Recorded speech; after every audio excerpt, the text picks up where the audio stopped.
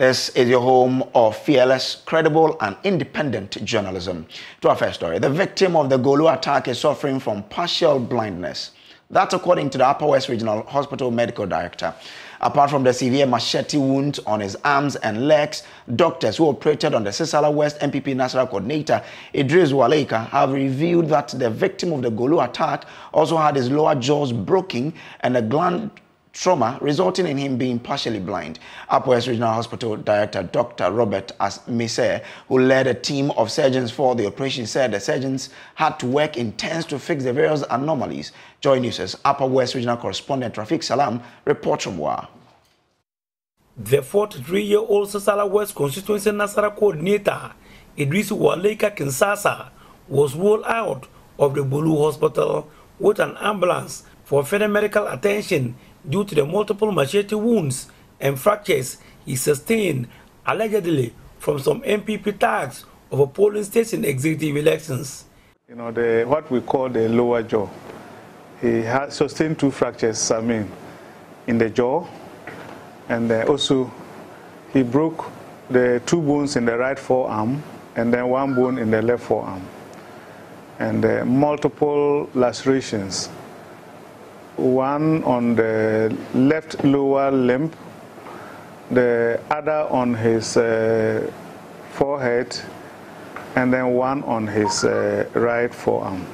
Medical Director of the Upper West Regional Hospital, Dr. Robert Amasia, said due to the varied degrees of injuries, including him partial blind as a result of gland trauma, the surgery and treatment was done in phases and with different surgeons. Exactly what we did was the maxillofacial surgeon fixed the jaw, and then myself, the orthopedic surgeon, I fixed the right radius and ulna, the left ulna, and then we repaired the tendons that were lacerated.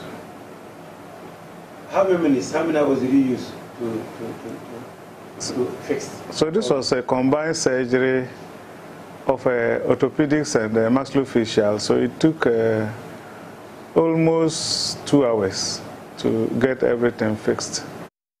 He said it would take the 43-year-old father of 3 some time for him to recover fully.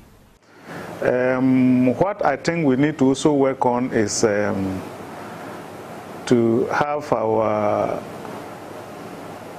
clinical psychologists also, do some therapy on him, because if a group of people attack you, apart from the physical trauma that you will sustain, you have this emotional, psychological trauma too. So it's a multidisciplinary approach that we are offering him.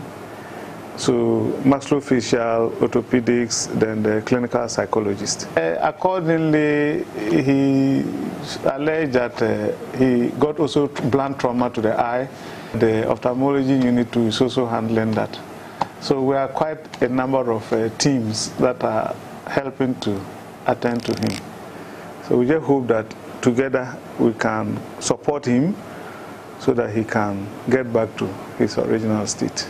Meanwhile, in the Sisala West District capital of Bolu, there was a press conference that was held to counter accusations leveled against the Upper West Regional Minister, Dr. Hafiz bin Sali, and a host of other regional executives of the MPP on the dastardly and despicable act.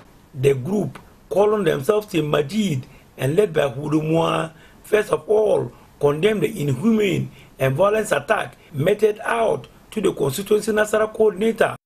Them that act in no uncertain terms, irrespective of the magnitude of the crime he was committing at the time of the night, we believe strongly that he should have just been arrested and handed over to the chief, or better still, the police. They accuse the constituency executives of not being true to their words, but rather engage in hide and seek with the supporters, resulting in the unfortunate class. Unfortunately, they could not complete the exercise and have agreed to start from Desme the next day. The constituency executives rather went to Fatu instead of Desme as agreed with the regional reps. The reps heard of that and cautioned them not to conduct any elections there without their supervision in the interest of fairness. But they refused and went ahead with their agenda, which resulted into the clashes leading to our supporters suffering various degrees of injuries. They also jumped to the defense of the Upper Regional Minister and the security personnel deployed to the area. The Constituency Secretary cited security reasons as the basis of not conducting elections at Kunkoko, Kusale, Desme, Puluma, and Kopuluma, and other communities. Now, if the regional minister deploys security to beef up the men on the grounds to support the committee to do their work, does that amount to abuse of power? No. Did the Constituency Secretary know exactly what abuse of power is? No. The Constituency executives are aware they will lose this year's election in totality because the good people of Sisala West, MPP, are tired of their lies, fake motor keys, fights, propaganda, and several years of autocratic leadership style. Reporting for Joy News, Rafik Salam. Wow. This is Joy News today here on Joy News. Now moving on to other stories. Let's deal with stories from the oil and gas sector because let's stay a little on the first story before. The Upper West Police PRO has also been speaking on this particular matter. Earlier on Joy News Desk, he gave a brief of what has happened on this matter. He told us that 2 more persons have been arrested. He spoke to me earlier on News Desk.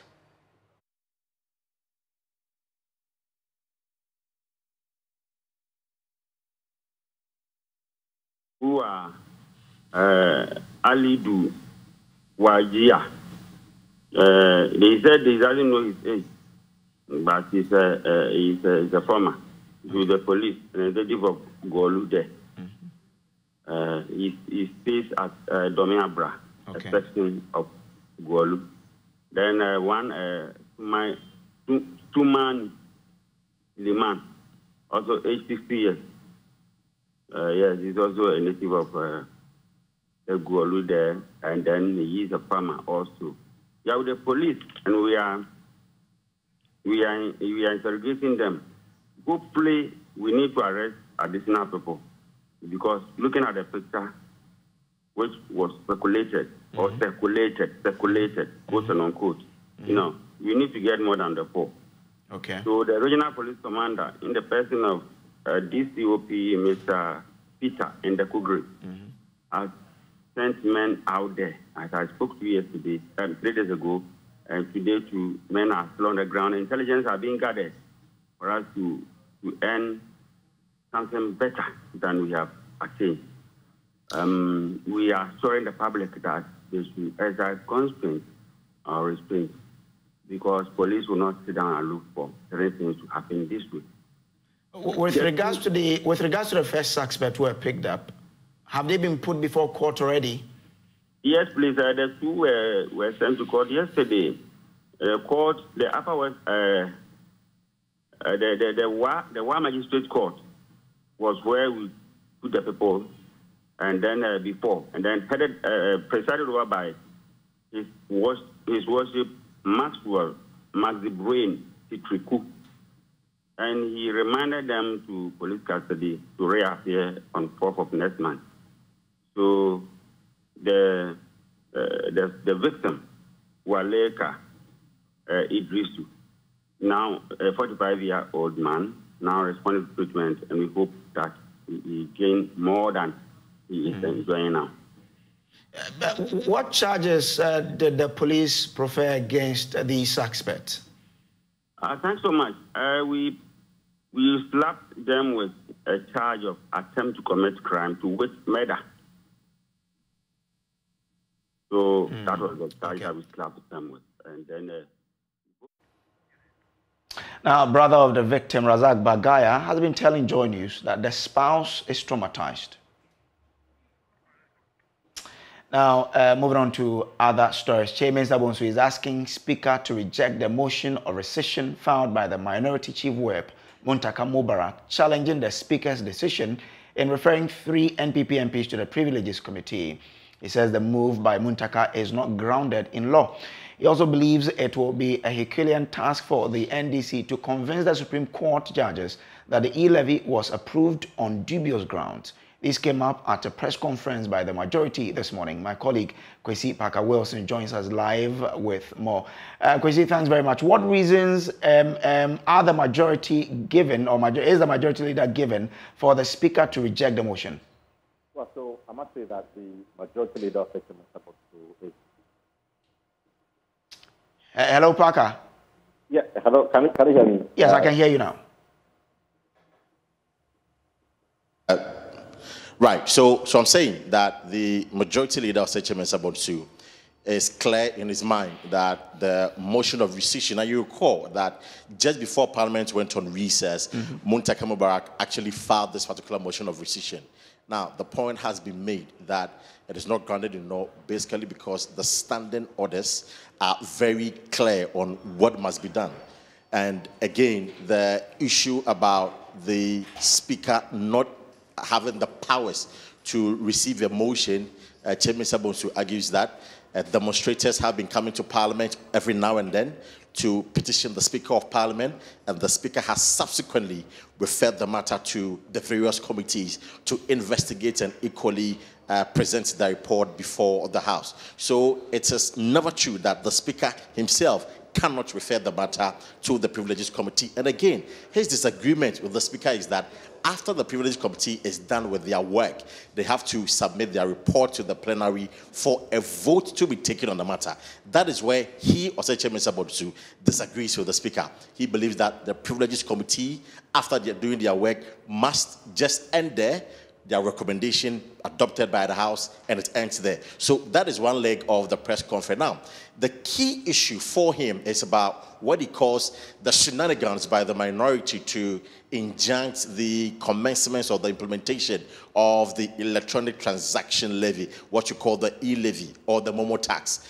His point is that the e-levy was legally approved, and subsequently the president assented to it, and so it has become a full-blown law already in force. The only thing that they were waiting for is the commencement date. So it's not like the e-levy is not in force. It's already in force. They're just waiting for the commencement date. And so the move by the minority to injunct the commencement or the implementation of the levy is an exercise in futility. He is struggling how they'll be able to convince the judges. Of course, I mean, the High Court judges, the 3 NDC MPs who have filed that injunctions, he's struggling to see how they can win this particular case. But he is clear that is an exercise in futility. And what, in fact, May 1, the levy will be implemented just as we've heard the Jerry boss talking about. So that has been his concern this afternoon when he addressed the media.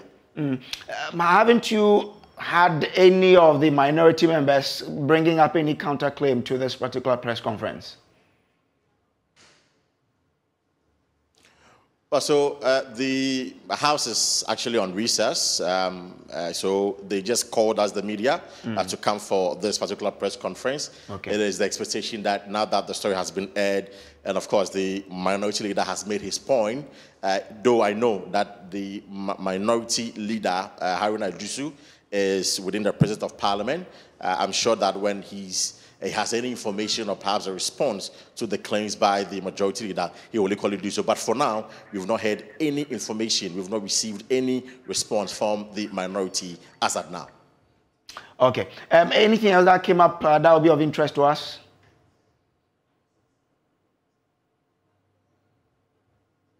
Sorry? I was asking if anything else came up that will be of interest to us.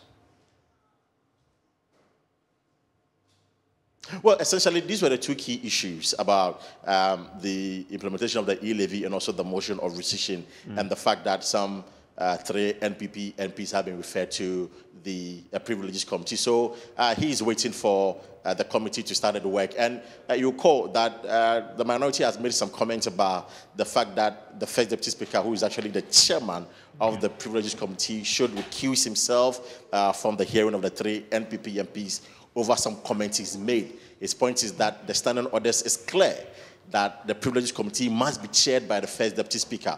And so it's not negotiable. You can't negotiate it. And if anybody is making that claim, then the person perhaps has not appraised himself with the standing orders of Parliament. And so he is clear that no matter what happens, the first Deputy Speaker of Parliament, that is Joseph Osei also will be the one to chair the Privileges Committee and equally give hearing to the 3 NPP MPs who will be referred to the committee. Kwesi, thank you very much for joining us. That's my colleague coming to us live from the Parliament there. Now, moving on, the Environmental Protection Agency, EPA, is conducting market surveillance in the Ashanti region to check the sale of DDT-infected watermelon. A survey by scientists at the KNUST reviewed watermelons on the market had high levels of the banned chemical. Children have been found to be at high risk of suffering adverse health effect if they consume the fruit regularly. Speaking to my colleague Benjamin Akapo on the AM show this morning, Chief Executive Officer of the EPA, Henry Kwabena Kokofu, said the agency is taking up the matter. Get to know the abuse and top abuse of medicine, whether herbal or orthodox. So be any other substances or products that we find ourselves in. DDT, as where the full name is diphenol trichloroethane. It is a pesticide, and it is among the number of pesticides that has been banned in this country for long. The use of it, the importation of it has been banned. And it is in conjunction with the Stockholm Convention that sought to internationally ban the use of all the basic chloroethanes, if you like. Now, the use of pesticides in general has been something that as a nation we need to look at it critically.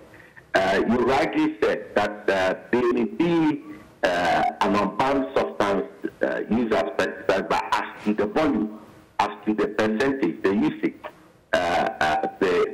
the method or the procedure or the processes through which these substances are to be used is lacking, and that is squarely the lack of knowledge in all these directions. That's why we've been advocating for farm extension officers who have requested knowledge in these things to be on the farms to educate farmers on the use of these materials. But all of that, you see, I was saying shortly before you joined the conversation that the buck must stop somewhere. We know it is banned. Why is it even accessible? Because once it's accessible, people will use it. And why isn't there the right education on these pesticides so that they will not even be used? Because from the discussion, the thread shows that a lot of these farmers don't even understand what they're doing. Some are even tasting the pesticide. That's how dangerous it is. Yes, it's banned. So officially, we don't expect this importation in the system. However, you and I know the smuggling of most of these contraband goods into our society or onto our land, and through the various illegal routes of entry at our borders, the closeness of our borders, we all are aware of. We've been doing and taking steps to do sampling on the market to try to check some of these things. But it's unfortunate, and people are so recalcitrant and always want to do. We want to invite the researchers. We want to know more and further so we can close in on exactly where the findings are or what they found it, so that we'll be able to, by way of recommendation, also get out there. Now, it's day 2 of the strike initiated by the civil servants over unpaid allowances. Unlike yesterday, fewer people turned up at various offices hoping to transact business. We visited some of these officers earlier in the day, and starting from the Registrar General's Department, Michael Ashley interacted with some people. Here's more. The strike of the civil servants enters day 2, and we're here at the Registrar General's Department to find out how the people who patronize the services offered here are really reeling from this strike. Many of them still come here and have to be turned away because the civil servants are on strike. Today they put up a notice, a public notice, and says that the management of the department wishes to inform its cherished clients that the department will be closed to the business community from Thursday until further notice. Now, this is in compliance to the decision by the civil servants to go on a strike. What are you advising some of the clients, which I'll be speaking to one of them very soon? Clients are advised to use their online portal for their business registration or dial the short code *222# to renew their sole proprietorship businesses. So for those, and this is categorical just for people who are willing to renew their sole proprietorship businesses. Now, not just them, at least the solution for these people, but not just them. There are others who are here to pick up their operating certificate and all that, their licenses to do their businesses. We'll speak to one of them. He'll join us pretty shortly. Okay, so what's your name? I'm Obed Kofi Annan. Okay, Obed. So what exactly were you here to do? I think some few weeks ago, I think 3 weeks ago, I made online registration, business registration, and I was sent an email that the business certificate is ready, so I should come for it. So basically, I came here to take the certificate. And as part of that arrangement, today is the day you are supposed to pick that up? Yeah. Today, I think I was given today to come for the certificate. And you are here, what have they been telling you? I think when I'm about entering, the security asked me why I'm here, and I explained to him. And he told me that they are on strike. So what's going to happen to you now? I mean, that's a certificate you definitely need to continue your business. Yes, I really need it. We plan of using it, registering mobile money, I think today. And since I didn't have it, or I've not gotten it yet, I think I have to go back. I'm not from Accra here too. Where are you from? I'm Gomba West, I think Apam, yeah, Apam. For areas that don't you have an office that you can do this business? Oh, we don't have a Registrar General's Department at Central Region. So we turn up to that of Accra to do our business certificates. Obed, let me thank you very much. So Obed, like many others who have come here, would have to probably decide to go back home because of the strike. We'll be checking some other areas where you have civil servants working.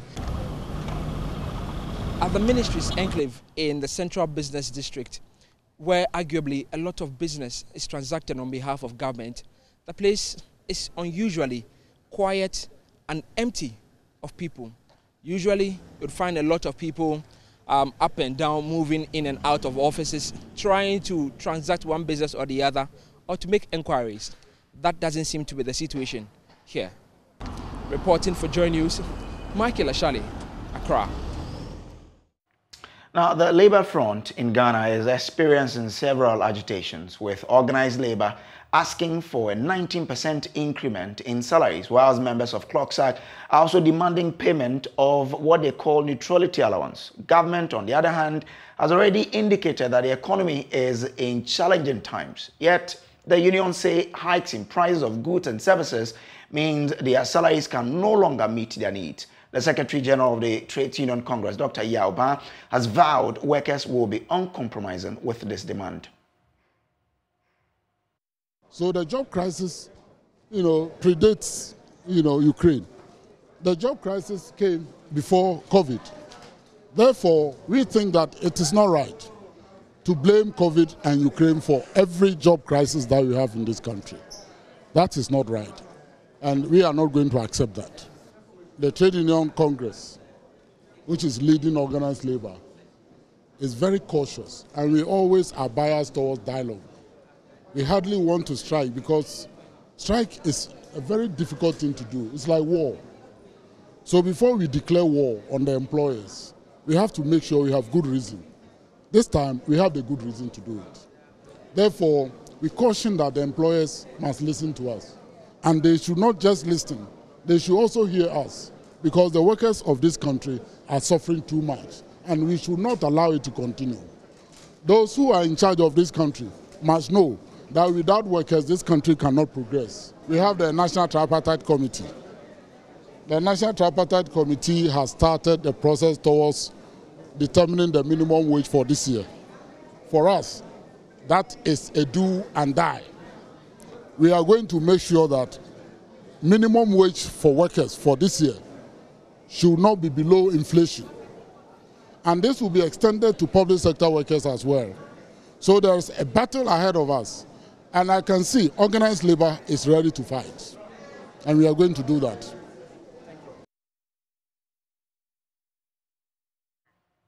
An economist with the University of Ghana Business School, Dr. Patrick Assuming, is calling for a compromise among all parties.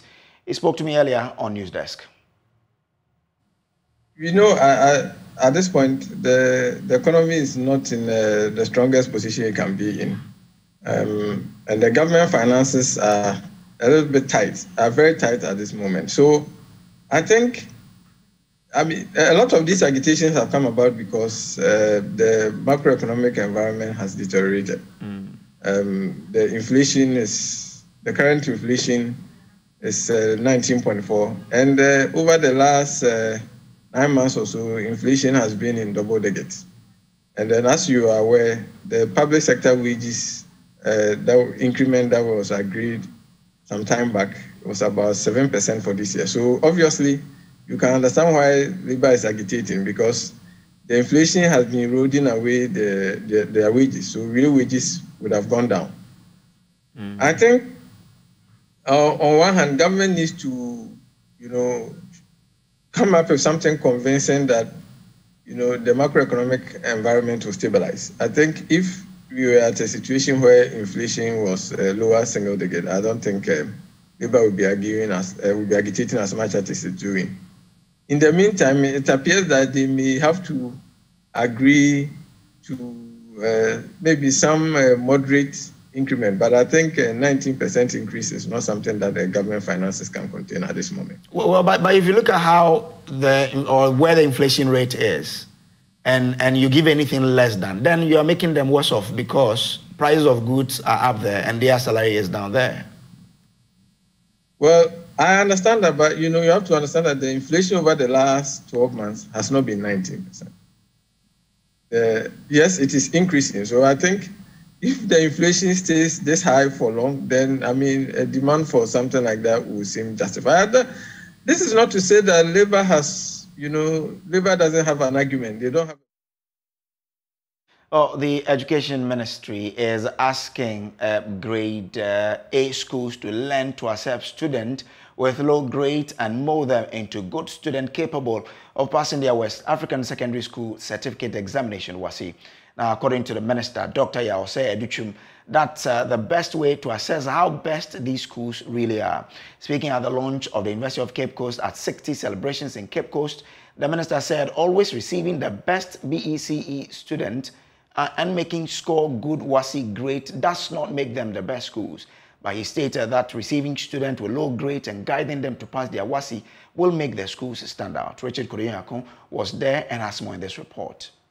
The Education Minister, Dr. Osei Yaweduchum, indicated that the mark of every good teacher, every good school is to get students with low grades and turn them into outstanding students. He challenged the grade A schools in the country like Wesley Girls, Presec, Holy Child and the likes not to be worried when students with low grades are placed in their schools, but be happy that with their resources, pedigree and experience, such students will be guided and molded into excellent students that are capable of passing their final exams. There are families where nobody has ever gone to senior high school. And if we don't go there and we continue to look at ourselves and begin to complain, why are we bringing all these children here?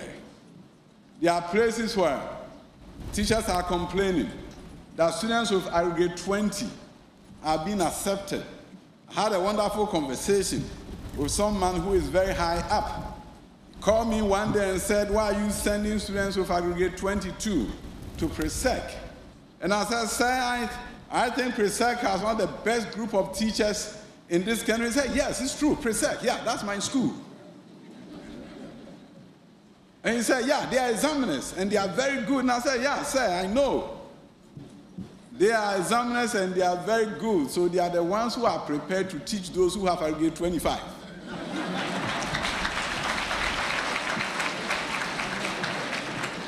The idea that students who have grade 25 should know go to presec, it boggles my mind. They are the ones who belong to Wesley Girls, where you have talented teachers. So if Wesley Girls want to prove to me that they are the best school, and they are the best school, they need to take in students who have grade 20. He further charged the University of Cape Coast to set a pace in training teachers that would handle children with special needs in Ghana. I want you to begin to reassess a new frontier where you take charge of education of teachers for special needs children, autistic children that will need some speech therapy. Our nation is in short supply of speech therapists. Cape Coast must lead the way. You must lead the way in the training of education psychologists, those who can support our teachers in the education of our children. You must lead the way in STEM education, science, technology, engineering, and mathematics, and I love it. That's why I'm sponsoring about 97 of our STEM professionals. I believe that we can do better as a nation by increasing the percentage of our students who are in these fields. Doing very well in other fields, but when it comes to STEM, we are found wanting. And especially when it comes to gender parity. At the Kwame Nkrumah University of Technology, Science and Technology, leaders of engineering, only 15% of the engineering students are women, and it's not good enough. We can do better. Dr. Osei Duchum explained that government would never compromise on quality in its bid to open access to senior high school education. Vice Chancellor of the University of Cape Coast, Professor Johnson Yakobo-Ampon, indicated that currently the university's collective image as an institution is high, and across the sub-region and across the globe, the university's reputation is very high and ought to be protected. As the Vice Chancellor of this great institution, I see this as the beginning of greater things yet to come. It is therefore important that we work harder to overcome our challenges so that we can maintain our enviable position as a top-ranked university in Ghana, West Africa, and global leader in terms of our research influence. He stated that globally, the university is not only being recognized for its academic excellence, but as a pace-setter in higher education as well. The 60th anniversary cake of the university was cut to begin the activities earmarked for the celebration. Reporting for Joy News, Richard Kwejenyakon, Cape Coast. Thank you very much. Well, the Ministry of Energy, through the regulator of Ghana's upstream oil and gas sector, Petroleum Commission, has rolled out a program that is training human resource for the oil and gas sector. We'll bring you more in this with an interaction with Deputy Minister of Energy, Andrew Japamesa, in business after this.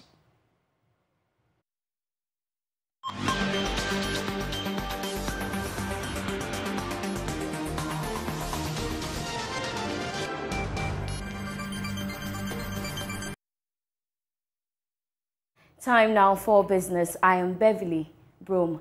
The Ministry of Energy, through the regulator of Ghana's upstream oil and gas sector, Petroleum Commission, has been training Ghanaians in technical skills needed in the industry. This year alone, some 150 people have been trained through the Accelerated Oil and Gas Capacity Building Program launched in 2017.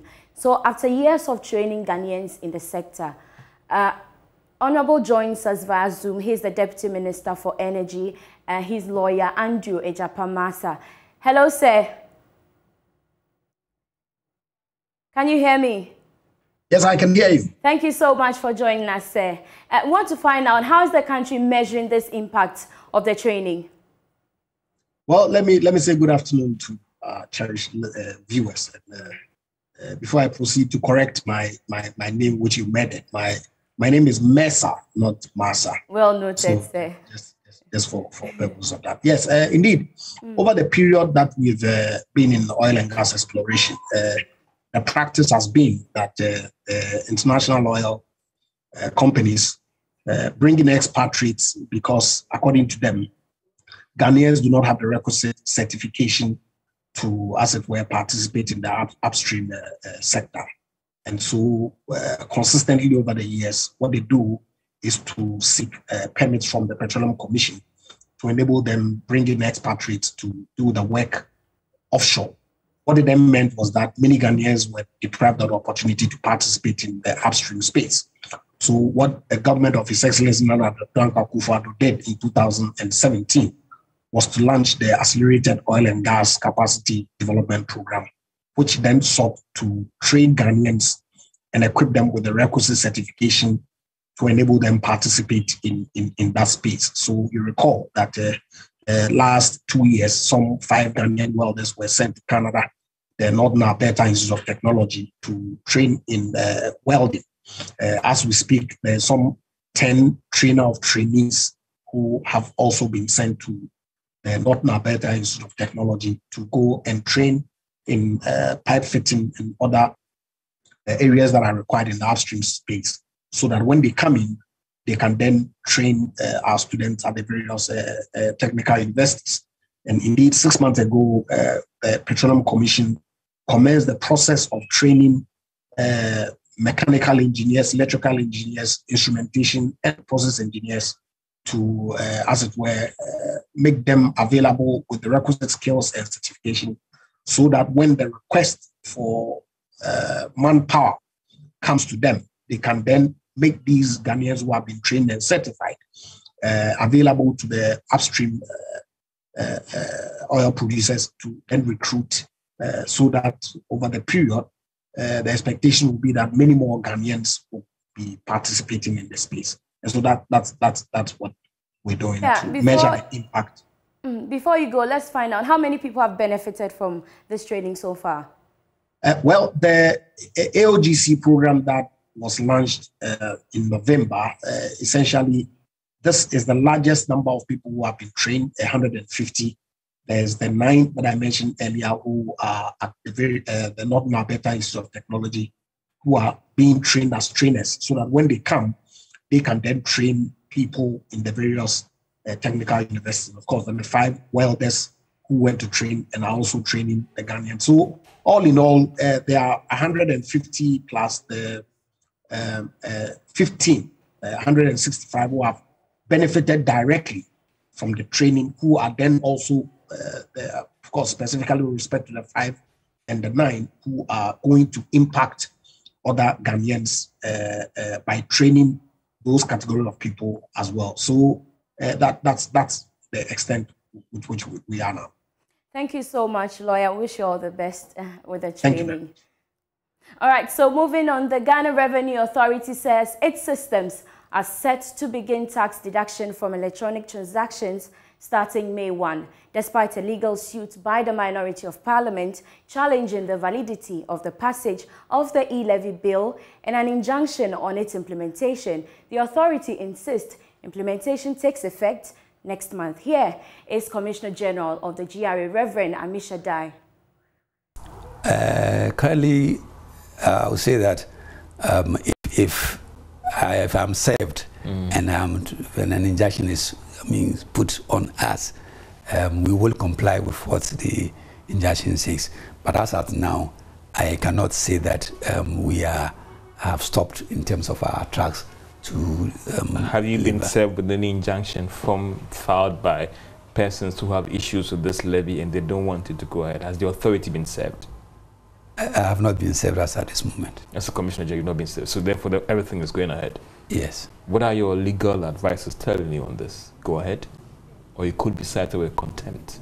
I think that for this one, we as GRA have not been mentioned in terms of, when I say they have not been mentioned, even though the injunction or the what do you call application that's mentioned a restriction on GRA to progress. it is the duty of the Attorney General, who is the representative of the government as far as the laws and then government agencies are concerned. And therefore, if I am advised by the Attorney General to do any other thing, I will comply with what advice I do receive. Have they given you advice that CG hold on? I said if I am advised, so it means that... You've not done that. As the authority also tried to seek any advice from them, as in, what is the legal advice in going ahead with this, the preparation towards this as well? I think that, I mean, I want to leave the details of whatever conversation that I am having. But definitely, as a CEO of the organization, if I hear of anything that affects the organization, I'll have to do calls here and there to find out what is happening and to be able to be advised. So I will not be in the position to mention specifically whatever I have done. That's all for business. We have more business stories coming up on Marketplace at 1 p.m. Up next is sports. Time now for sports on Joy News today. I am Muftau Nabila Abla. Real Tamale United, they risk missing out on March Day 26 Ghana Premier League fixture against Elmina Sharks following the failure of stakeholders within the club to provide money for them to be able to travel to honor the game. According to communications manager of the club, Say Mubarak, the club has been relying on philanthropic gestures. RTU for now is not running on a budget. We only dependent on donations and philanthropic gestures from stakeholders of the game. Before the start of the season, management has submitted a budget to the board. Unfortunately, that was not done. And so we are not actually running on a budget as we speak now. That is why we're facing all these challenges. How much was the budget that was submitted to the board? Yeah, for the whole season, the budget was 2 million, that is 2 million Ghana cedis, yes, which is equivalent to 20 billion old cedi. Okay. And this was to cover the entire season, for Real Tamale United. And now we are at a point where a budget was not approved, but you still decided to participate in the Ghana Premier League. Yeah, exactly. We had no other option. We had qualified from the Division 1, from Zone 1 to participate in the Ghana Premier League. Yes, it was clear that we needed, a very good and standard team to compete in the Ghana Premier League, and all these things were supposed to have been in place. Unfortunately, that is where we find ourselves. Yesterday, one of the Council of State members, that is also a member of the Board of Directors of Real Tamale United, Alhaji Aminu Amadou, had requested, for the budget for our trip to Elmina. And we are quite aware how close he is to the Vice President. And we will not be surprised that if today, tomorrow, any money is coming from the Vice President's office, it could come from the initiative of Alhaji Amin Amadou. And so we have duly done that, and we're hoping that by close of today, we should get some response from some of the board members of Real Tamale United. He's not the only one. The others who are in town, are quite aware of the challenges we are going through. And in their own ways, they are trying to see how they can organize monies for RTU to travel. In fact, the coach wanted the team to leave tomorrow looking at the distance, so that they could rest in Cape Coast on Saturday, have some training before the match on Sunday. If we are not able to raise that money today, it means that our trip to Cape Coast tomorrow definitely is going to be off, which means that we have to wait for Saturday to come before we are able to travel to honor the match in Elmina on Sunday.